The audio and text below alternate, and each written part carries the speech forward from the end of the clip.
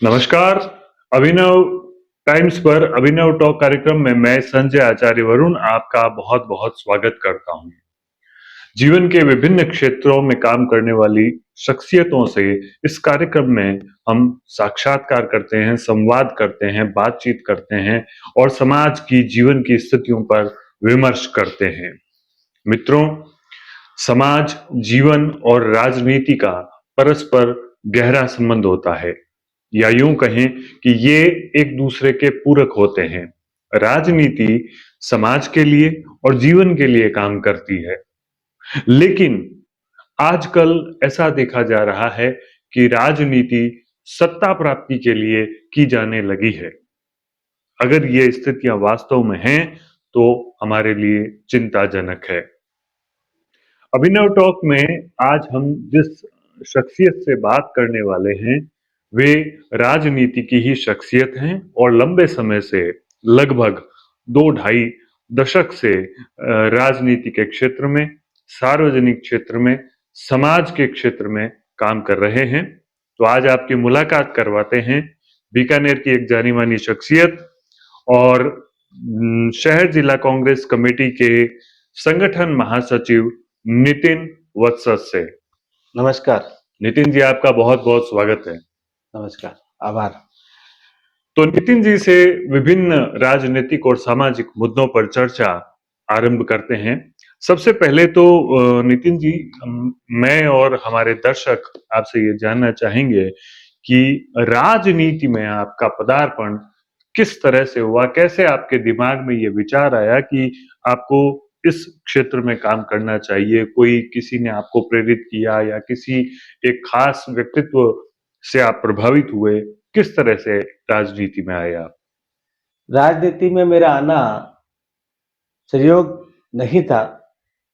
मेरा पारिवारिक माहौल ऐसा था। मेरे ताऊ जी, जो इंदिरा गांधी जी के समय जेल गए थे, उनका ताम्रपत्र हमारे घर में लगा रहता था और मैं उसको देखता था। और ताऊ जी से जब इस बारे में चर्चा करता था, तो वे अपने संस्मरणों में बताते, बड़े ताऊ जी, छोटे ताऊ जी दोनों ही राजनीतिक रूप से कांग्रेस पार्टी के प्रति या उस समय जो देश के जो हालात थे, उसके ऊपर गहरी रुचि रखते थे और मैं उनसे सुनता था। तो ये पारिवारिक रूप से अगर मैं कहूँ कि मुझे विरासत में मिली हुई है रुचि है, या मेरा ये क्षेत्र है जो मुझे लगा कि मुझे भी इस क्षेत्र में आगे बढ़ना चाहिए, तो पहली प्रेरणा मुझे मेरे परिवार से मिली। और एक घटना ने मुझे इस और ज्यादा प्रेरित किया। अच्छा। 1991 में मेरे घर में मेरे बड़े भाई की शादी थी। 22 मई का वो दिन था। ठीक। और बड़ी ही दुखद स्थिति उस समय घटी जब 21 मई को देश के प्रधानमंत्री श्री राजीव गांधी जी का देहांत हो गया। पूरे घर का माहौल बदल चुका था। पहले तो ये था कि शादी नहीं होगी, और उसके बाद ऐसा लगा चलो शादी तो करनी पड़ेगी, तो बिना बैंड बाजे के बारात जाएगी, कोई सज धज के नहीं जाएगा। मेरे दोनों ताऊ जी ने अपने हाथों पे काले रिबन लगा लिए थे और काले रिबन लगा के ही बारात में गए थे। एक शौक था, लेकिन परिवार के कार्यक्रम में जाना मजबूरी थी। तब मुझे लगा कि किसी व्यक्ति और किसी के प्रति श्रद्धा इस तरीके से हो सकती है। फिर मैंने उसको और जाना, तो मुझे लगा कि मेरे लिए भी ये क्षेत्र सही है जिससे हम समाज सेवा और देश की सेवा कर सकते हैं। वहां से मुझे रुचि चली और धीरे धीरे मैं कांग्रेस पार्टी के कार्यक्रमों की तरफ चलता रहा। 1999 में जब प्रदेश में कांग्रेस की सरकार थी, तब बीकानेर के लाडले वरिष्ठ राजनीतिज्ञ भवानी शंकर शर्मा खादी बोर्ड के अध्यक्ष बनकर आए। सामाजिक रूप से हमें उनका स्वागत और करना था। तो मैं उस कार्यक्रम में जब आगे बढ़कर जब मैंने रुचि ली, तो ये रुचि मेरी बढ़ती गई और 2002 में मैं व्यक्तिगत रूप से और संगठन के एक पैरोकार के रूप में यूथ कांग्रेस महासचिव बना। और वहां से मेरा सफर चालू हुआ 2002 से अभी 2024 में मैं जिला कांग्रेस कमेटी में संगठन महासचिव पद पर हूँ।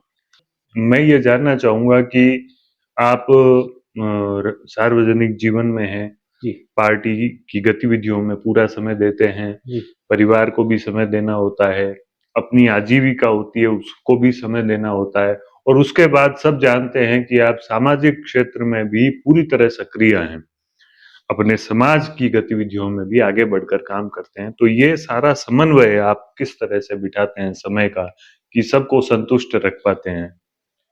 देखिए, ऐसा है कि किसी भी आपके मजबूत साथी के बिना हुँ, आप हर क्षेत्र में कार्य नहीं कर पाते। और मुझे बड़ी खुशी है हुँ, और गर्व भी है इस बात का कि मेरी रुचि को जानते हुए मेरे आदरणीय पिताजी, जो पेशे से चिकित्सक हैं, हुँ, इस बीकानेर के सरदार मेडिकल कॉलेज के 7वें बैच के वे एमबीबीएस वरिष्ठ चिकित्सक हैं। क्या बात! उन्होंने मुझे अपने क्षेत्र में काम करने के लिए पारिवारिक दायित्व से मुक्त मुक्त रखा रखा है। और कहा कि जो रुचि है वो करो, हुँ, लेकिन कभी परिवार के मान-सम्मान पर ठेस नहीं पहुँचनी चाहिए। एक बड़ी ताकत मुझे जो मिली हुँ, पिताजी के रूप में, बिल्कुल। हालाँकि सभी लोगों को मिलती है, लेकिन मैं इसलिए आपने जो सवाल किया जी, कि सारे क्षेत्रों में आजीविका की जो बात आपने कही, तो आजीविका के साधन और आजीविका के लिए अर्थ जुटाने की जो मेरी प्राथमिकता थी, हुँ, उससे मुझे बहुत ज़्यादा मुक्त रखा मेरे पिताजी ने। हुँ। इस कारण से मैं राजनीतिक और सामाजिक और सार्वजनिक क्षेत्रों में ज़्यादा समय दे पाता हूँ। नितिन जी, आप लंबे समय से काम कर रहे हैं, समाज में भी काम कर रहे हैं, राजनीति में भी काम कर रहे हैं। हर क्षेत्र में हमारे शहर में बहुत सारे दिग्गज लोग हुए हैं, बड़े लोग हुए हैं, प्रेरक लोग हुए हैं। कुछ एक नाम हम आपसे जानना चाहेंगे कि जिनका प्रभाव नितिन वत्सस पर पड़ा। देखिए, मैंने अभी पिछले अपनी आप बात में आपको बताया था कि 2002 में हुँ, मैं यूथ कांग्रेस महासचिव के सफ़र से मेरी शुरुआत हुई। हुँ, उस सफ़र से निकल कर उस समय बीकानेर एक ही विधानसभा क्षेत्र होता था। हुँ, पूर्व और पश्चिम बाद में आए और बीकानेर की राजनीति के सबसे दिग्गज राजनेताओं में जो गिने जाते थे, आज भी जिनका नाम राजनीति के चाणक्य के रूप में लिया जाता है, आदरणीय श्री जनार्दन जी कल्ला, जो हुँ, जिला कांग्रेस कमेटी के अध्यक्ष थे। हुँ, उन्होंने 2006 में एक ऐसा फैसला लिया, हुँ, जिसने मेरे राजनीतिक परिदृश्य को, मेरी राजनीतिक पृष्ठभूमि को बदल दिया और हुँ, मजबूत कर दिया। अच्छा। मैं आज आपके इस मंच से हुँ, उस पल को याद करते हुए हुँ, एक बार पुनः मेरे वे राजनीतिक गुरु भी हैं, जी, उनका आपके इस चैनल के माध्यम से और जनता के सामने आज उनको फिर से मैं उनको प्रणाम करते हुए उनका अभिवादन कर रहा हूँ कि एक छोटे से नाचीज कार्यकर्ताओं से वो 2006 में उन्होंने जिला कांग्रेस कमेटी कार्यालय का उद्घाटन करवाया। हुँ, बड़ी ही विचित्र स्थिति पत्रकारों के समक्ष भी थी। अच्छा।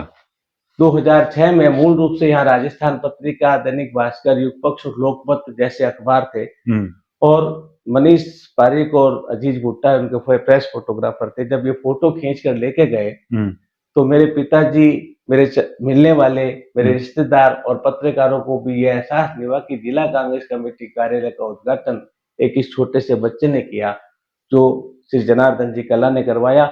यहाँ से मेरा राजनीतिक क्रम, मेरी राजनीतिक पारी की जो शुरुआत थी, वो दिशा बदली और मुझे एक मजबूत आधार स्तंभ जो कहूँ मेरे राजनीति में मेरे भीष्म पितामह कहूँ, राजनीति में मेरे संरक्षक कहूँ, जिन्होंने मुझे आगे बढ़ाने का कार्य किया, वे आदरणीय श्री जनार्दन जी कल्ला है।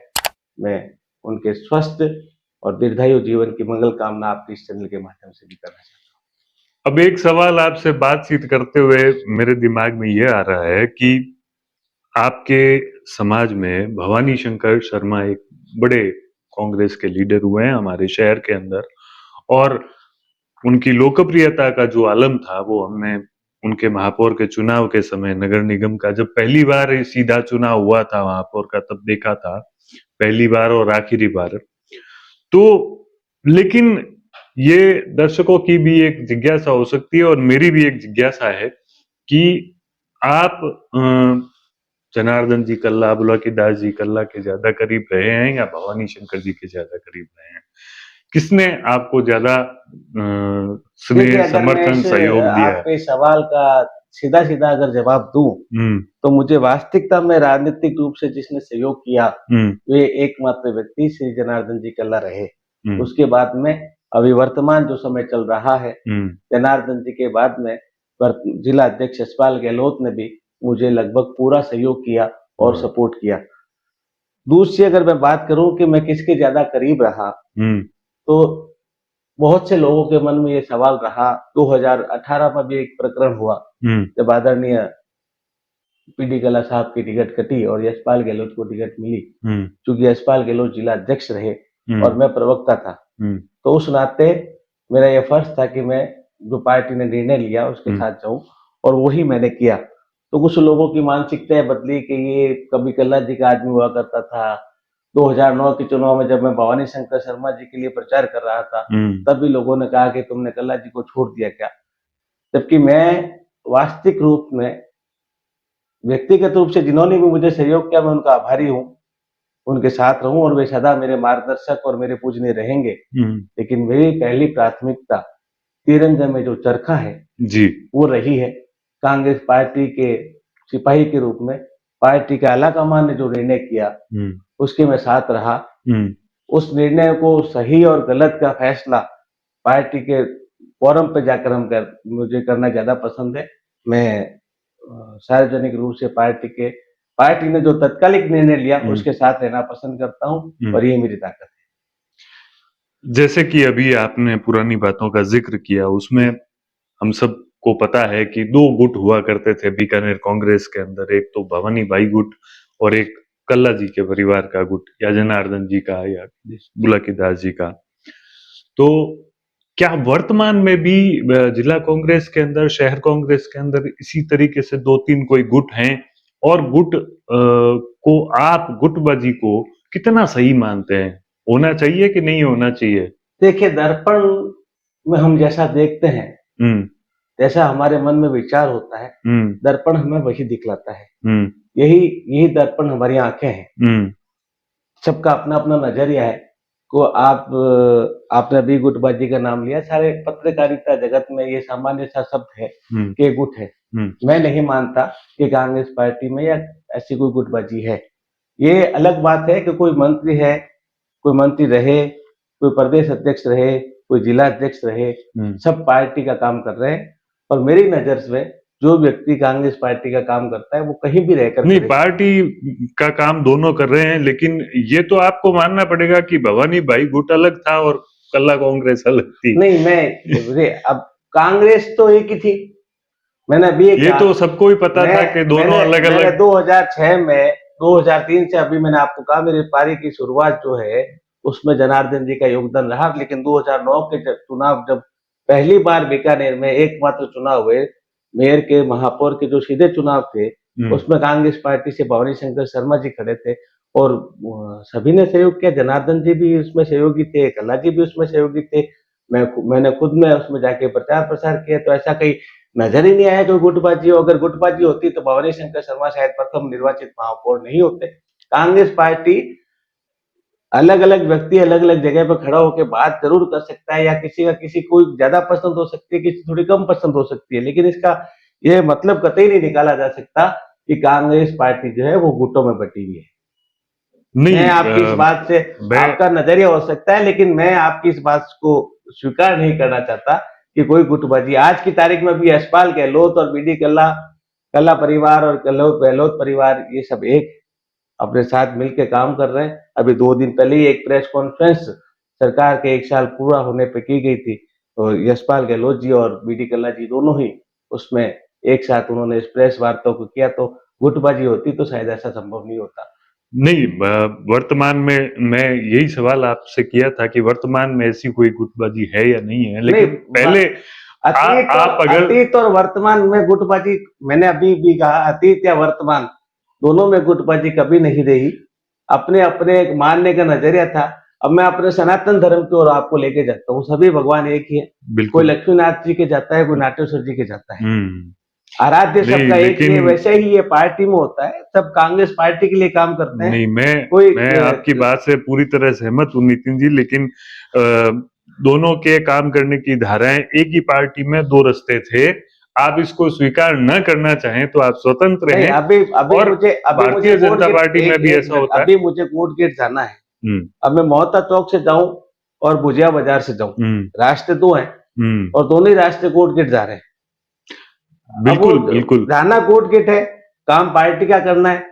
किसी के इधर से साथ करके कर लो, चाहे उधर से साथ करके चल लो, रास्ते दोनों ही वही जा रहे हैं और बिल्कुल, दोनों ही रास्ते कोर्ट गेट लेके जाएंगे। बिल्कुल, तो अलग अलग तो कुछ चीज है नहीं, बनाई गई है कि जो बिल्कुल। आपको सहज सरल और सुलभ लगे उस हिसाब से आप अपना कार्य करें। कुल मिलाकर नितिन जी ये स्वीकार नहीं करेंगे कि भवानी भाई और कल्ला परिवार दोनों अलग धाराएं थी और पार्ट 1900 दोनों एक ही पार्टी में 1901 काम कर रहे आप थे। बार बार दो व्यक्तिगत नाम ले रहे हैं, तो हम्म, मैं थोड़ा सा फिर इतिहास की तरफ जाना चाहूंगा।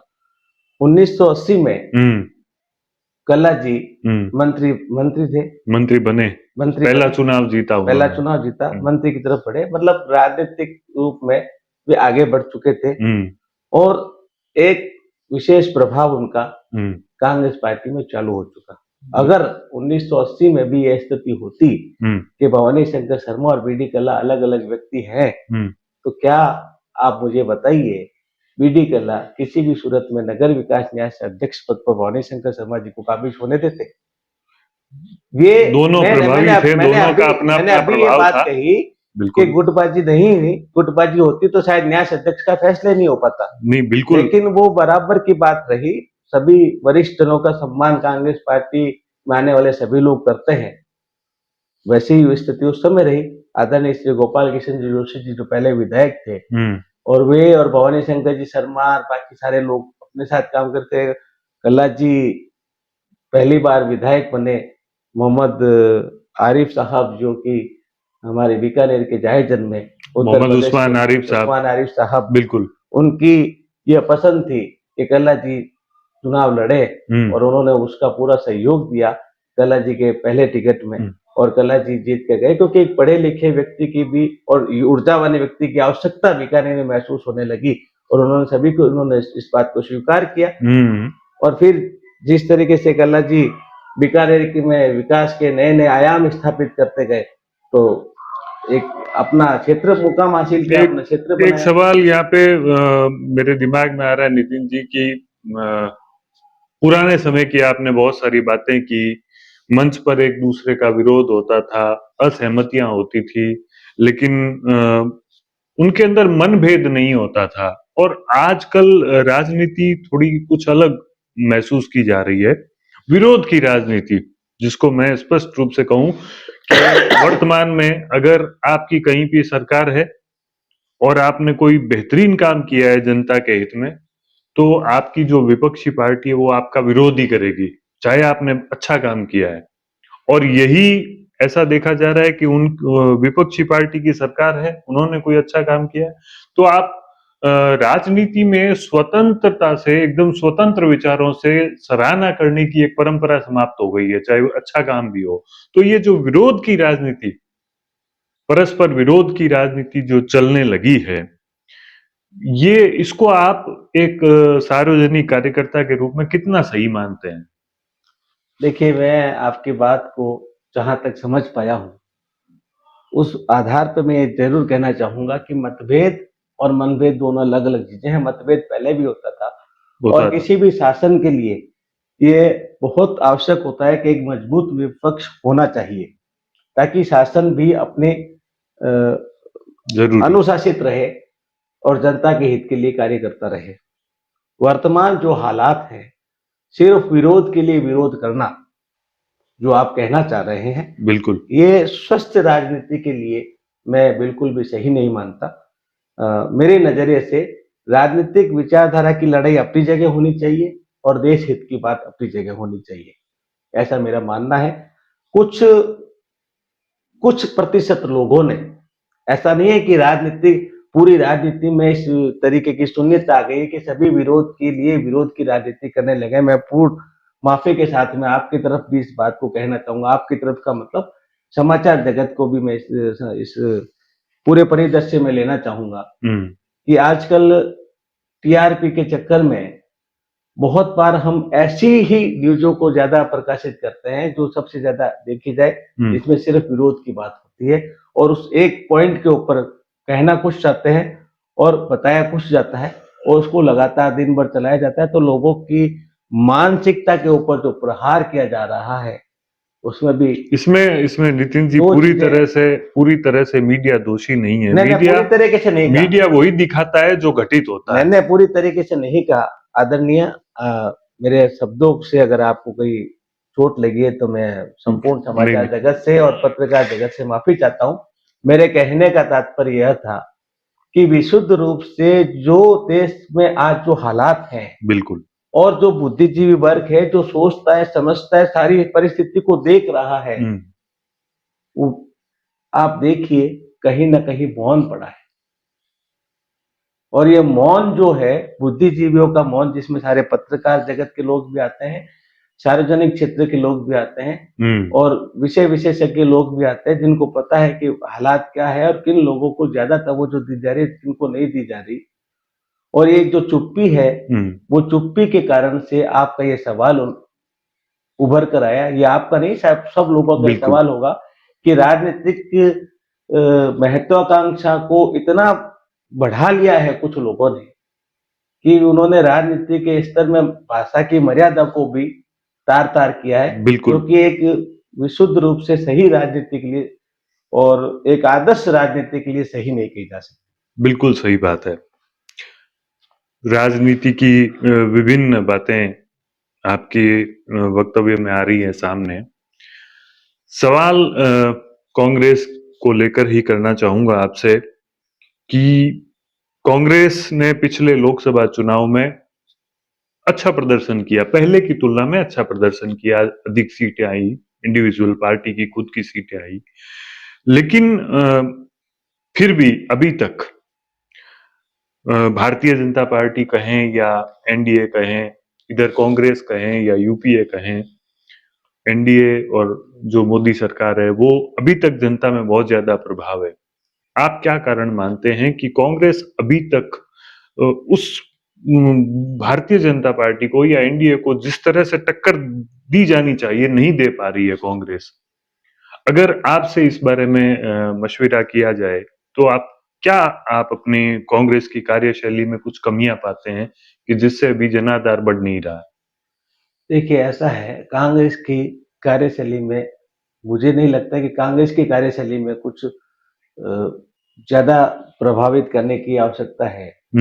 कांग्रेस का जो राष्ट्रीय स्तर का नेतृत्व है, और मैं बड़ी साफ-गोई के साथ में इस बात को आपके इस चैनल के माध्यम से कहना चाहता हूँ कि एकमात्र आवाज़ जो पिछले सालों में लगातार केंद्र की सरकार की गलत नीतियों के खिलाफ गूंजती रही और उसका परिणाम रहा कि कांग्रेस पार्टी जो जिसको 50 के अंदर गिना जा रहा था, जिसको विलुप्त होने की कगार पर गिना जा रहा था, वो अपने तीसरे आंकड़े को छू पाई, यानी 100 की सीटों पर जा पाई। और उसमें जो महत्वपूर्ण भूमिका रही, वो एकमात्र व्यक्तित्व जिन्होंने लगातार हर प्रकार के हमलों को झेलते हुए भी सरकार की गलत नीतियों के खिलाफ अपनी आवाज को बुलंद रखा, वे कांग्रेस पार्टी के पूर्व राष्ट्रीय अध्यक्ष वरिष्ठ नेता श्री राहुल गांधी जी रहे, जिनकी यात्रा जो चली भारत जोड़ो न्याय यात्रा, उसमें मैं राजस्थान में मैं भी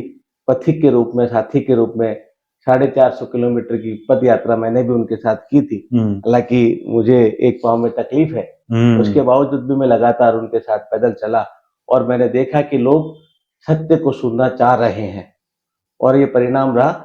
बस अब रही बात कमी की, जब बात को स्वीकार करना है तो मैं इस बात को बहुत अच्छे से स्वीकार करने में मुझे कोई हिचक नहीं है। बिल्कुल कि राष्ट्रीय नेतृत्व ने जो मार्ग खोला, राष्ट्रीय नेतृत्व ने जो राह दिखाई, उसके अलावा उस आवाज को बुलंद करने में कांग्रेस के जन पीछे रहे। अगर वो उस आवाज को लगातार बुलंद करते रहते तो शायद आज का परिदृश्य कुछ और होता। जो सरकार, जिस एनडीए सरकार की या जिस मोदी सरकार की आप बात कर रहे हैं, जो 400 पार के नारे पे जा रही थी, जो लगातार स्पष्ट बहुमत के साथ आ रही थी, आज वो बैसाखियों के सहारे सत्ता चला रही है, तो वो उनका सौभाग्य है। और हमारे कार्य करने में जो कांग्रेस का जो कार्यकर्ता है या राष्ट्रीय स्तर के अलावा जो नेतृत्व है अपने अपनी जगह पर, उन लोगों को उसी बेबाकी के साथ में इस बात को रखना चाहिए था जो राहुल गांधी जी ने रखी, तो शायद आज परिदृश्य दूसरा होता बहरहाल मैंने पहले भी कहा था कि उतार चढ़ाव राजनीति में आता है, लेकिन जो अब दिखाई दे रहा है बहुत मजबूती के साथ में 2014 से 2020 के बीच में, लेकिन मैं नितिन जी एक मैं छोटी सी बात आपको बीच में मैं कहना चाहूंगा बिल्कुल कि ब्रेन वॉश नाम का एक शब्द है, बिल्कुल है। वो ब्रेन वॉश व्हाट्सएप यूनिवर्सिटी के द्वारा 2012 से 2018 के बीच में इतना जबरदस्त किया गया अच्छा। कि लोगों के सोचने और समझने की शक्ति उस समय छीन हुई। हम्म लोगों का ध्यान स्थानीय मुद्दों पर, जब आप केंद्र की सरकार चला रहे हैं हम्म तो हमें बड़ा सोचना होगा, हम्म हम एक छोटे स्तर पर बात नहीं कर सकते। लेकिन उस समय क्या था, छोटे छोटे मुद्दे, एक भारत की राजनीति में कभी ऐसा नहीं हुआ।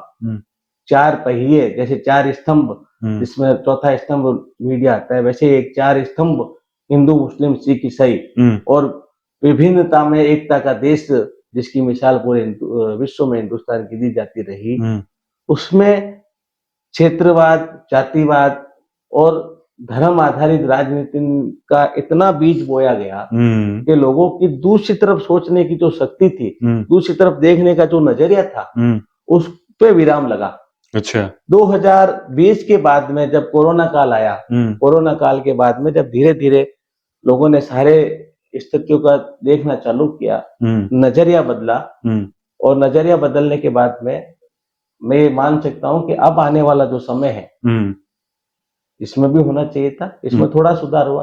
अगले आने वाले समय में जब जनता जागरूक है और इस जो एक छोटा सा एक यंत्र है हमारे हाथ में, जो आजकल छोटा बच्चा पैदा होते ही लेता है और आगे तक चलता है, उस यंत्र का जो दुरुपयोग पिछले 10-12 सालों में हुआ, अब आज की जो पीढ़ी है वो सही तरीके से उसको देखते हुए जा रही है, तो निश्चित रूप से आने वाला समय जो होगा वो भारतीय राजनीति के लिए और समाज के लिए मुझे लगता है कि कुछ नया लेकर आएगा। मैं बहुत आपसे चाहूंगा कि आप सीधे तरीके से एक मुझे सवाल का जवाब दें कि लोकसभा चुनाव में आपकी पार्टी का प्रदर्शन बेहतर रहा, लेकिन उसके बाद में हरियाणा के चुनाव हुए, वहां पर कांग्रेस कुछ खास नहीं कर पाई। उसके बाद महाराष्ट्र के चुनाव हुए, उसमें भी कांग्रेस खास नहीं कर पाई। आपने कहा कि जनता सत्य सुनना चाहती है, तो वो कौन सी जनता है और कहाँ की जनता है जो सत्य सुनना चाहती है और नहीं सुनना चाहती है? देखिए, ये बहुत बड़ा सवाल है और शायद मैं आज की तारीख में इस सवाल का जवाब देने में इतना सक्षम नहीं हूँ जिस तरफ आप मुझे ले जाना चाह रहे हैं। लेकिन एक आप मैं इस पूरे आपका जो वाक्य है, आपकी जो बात है, उसको मैं एक जवाब ये देना चाहूंगा कि आप पिछले काफी लंबे समय से पत्रकारिता जगत से जुड़े हैं, बीकानेर के बहुत साहित्य जगत में आपका नाम है। आपने इस हरियाणा विधानसभा के चुनाव में जब आप टीवी पर मतगणना का देख रहे थे, मतगणना को देख रहे थे जी, आपने एक बात पे गौर नहीं किया कि 10 बजे बाद ऐसी क्या पलटी बाजी कि जो मीडिया के सारे चैनल्स जो अपना अपना आकलन दे रहे थे, अच्छा। 10 बजे के बाद में आप मुझे बता दो कि एक भी व्यक्ति, एक भी पत्रकार के साथी ने कहीं से सीधी रिपोर्ट दी हो। अच्छा। सारी जगह पे एक ही बात है, चुनाव आयोग के आंकड़ों के अनुसार, चुनाव आयोग के आंकड़ों के अनुसार, चुनाव आयोग के आंकड़ों के अनुसार। ये पहली बार ऐसा मतलब आप मैं अपनी बात को कंप्लीट कर लूं, पहली बार ऐसा हुआ। तो निश्चित रूप से कहीं कोई जो भी स्थिति बनी है उसके बारे में हमारे शीर्ष नेतृत्व ने भारत की जो न्यायपालिका है, जो जिसमें हम सभी को पूरा विश्वास है, हमारी पार्टी भी उस पर विश्वास करती है, बिल्कुल उस न्यायपालिका में इस पूरी स्थिति के लिए अपनी दरख्वास्त लगा रखी है। बिल्कुल उसके आधार पर जो फैसला आएगा वो उस समय तस्वीर साफ करेगा कि महाराष्ट्र चुनाव में क्या हुआ, हरियाणा चुनाव में क्या हुआ। शायद अभी इसके ऊपर मैं ज्यादा जवाब देने में सक्षम नहीं। नितिन जी से बहुत सारी अच्छी अच्छी बातें चल रही हैं और नितिन जी बहुत साफ बात करते हैं और हम भी उनसे सीधे सवाल करने के प्रयास कर रहे हैं। नितिन जी, अब मैं जो आपसे सवाल कर रहा हूँ वो कांग्रेस के संगठन महासचिव नितिन वत्स से नहीं है, बीकानेर के एक आम नागरिक नितिन वत्स से मेरा एक सवाल है कि बिल्कुल निरपेक्ष तरीके से मैं आपका आकलन चाहूंगा कि एक साल तक विधायक जेठानंद जी ने विधायक के रूप में काम किया है जी। और उससे पहले हमने बीडी कल्ला जी का और अन्य विधायकों का कार्यकाल देखा है।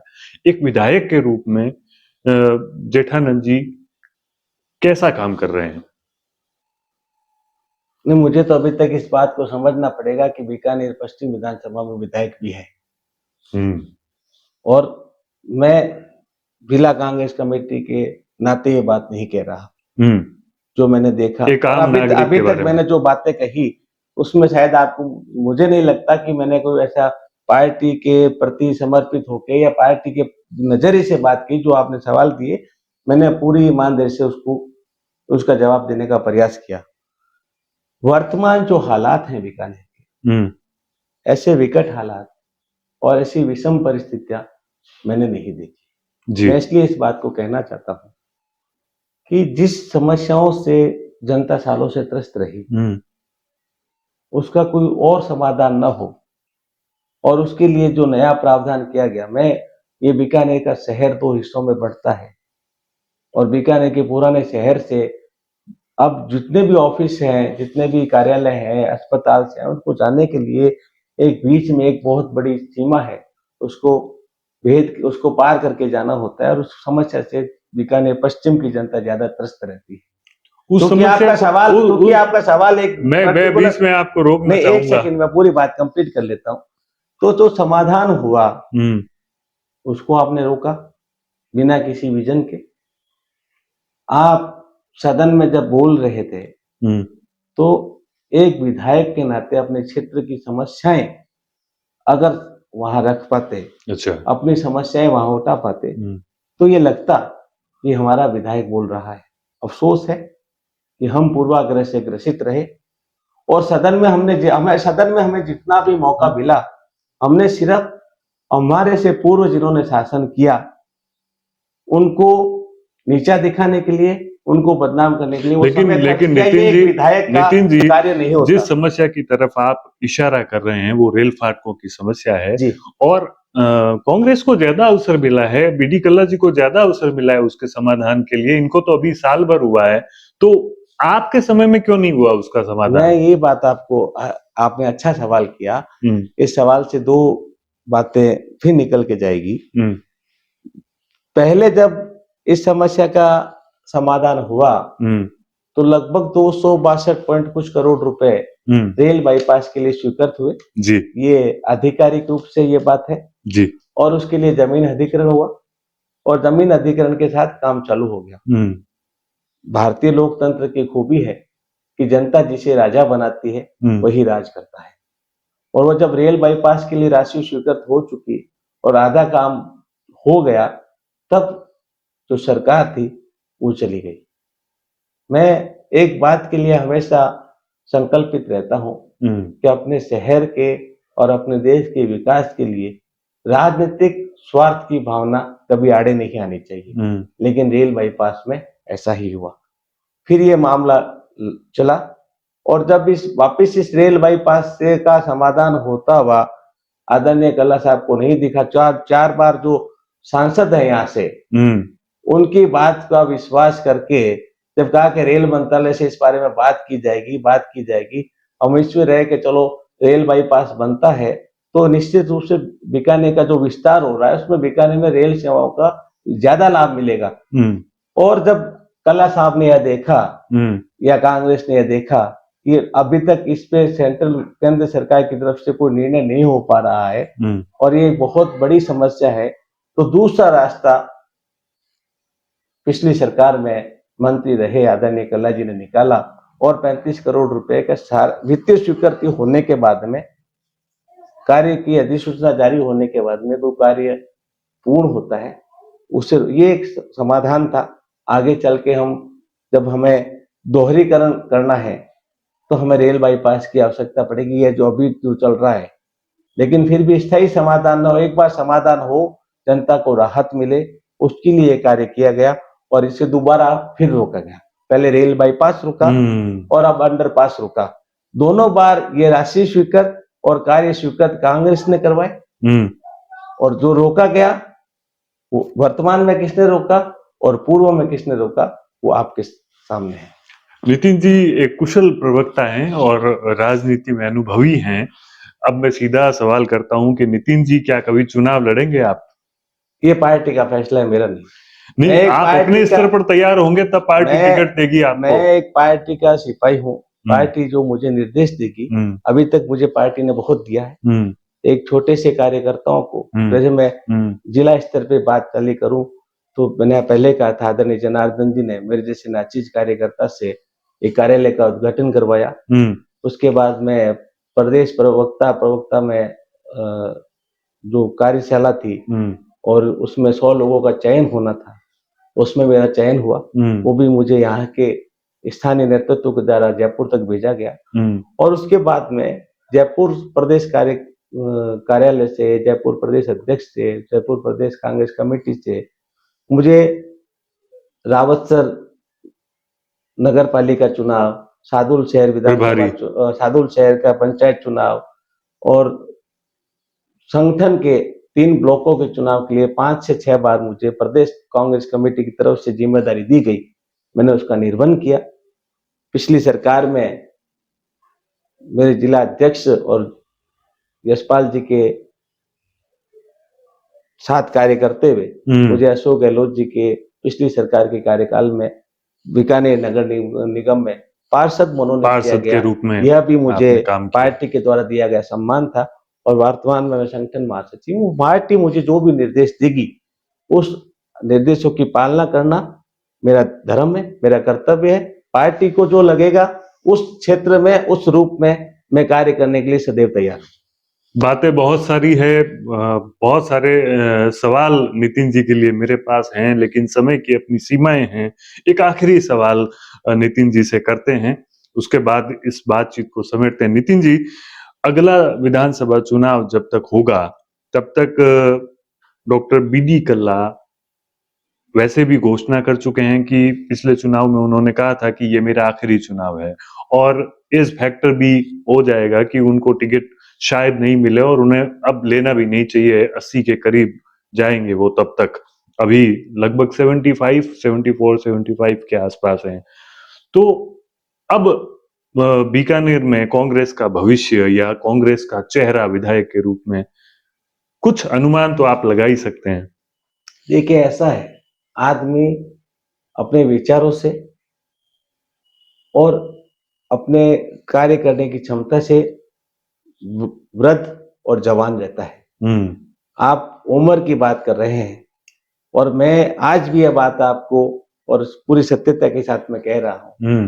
कि आप मुझे बताइए हम्म। कि डॉक्टर कल्ला जी, हम्म। जिनका आप बात कर रहे हैं कि वे हम्म। चुनाव की घोषणा कर चुके हैं और उम्र बढ़ रही है, हम्म। उनके चेहरे पर या उनकी कार्यशैली पर उम्र नहीं आज भी नहीं, नजर नहीं आती। ऐसा कुछ भी नहीं। एक युवा व्यक्ति जो अपने क्षेत्र के लिए कार्य करे, वैसी क्षमता डॉक्टर कल्ला में आज भी देखी जाती है। तो वरिष्ठ व्यक्ति हैं, बीकानेर की राजनीति के नहीं, राजस्थान की राजनीति के अनुभवी व्यक्ति हैं और निर्णय पार्टी का है, मेरा नहीं। फिर भी दूसरों को मौका भी तो मिलना चाहिए नितिन जी। सबको सबको अपने अपने समय के अनुसार मौका मिलता है। ये परिवार का मामला है और उस परिवार के एक छोटे से बच्चे के रूप में मैं आपके सामने शामिल हूँ। इस निर्णय पर, इस बात पर क्या आगे क्या क्या क्या होगा, मैं टिप्पणी करने के लायक नहीं हूँ। ये क्या क्या मैं ये मानूं कि कांग्रेस के पास कल्ला जी के अलावा दूसरा चेहरा नहीं है? मैंने अभी क्या कहा, ये परिवार का निर्णय है। परिवार क्या चाहता है, परिवार क्या निर्णय करेगा और उसके आधार पर फैसला होगा।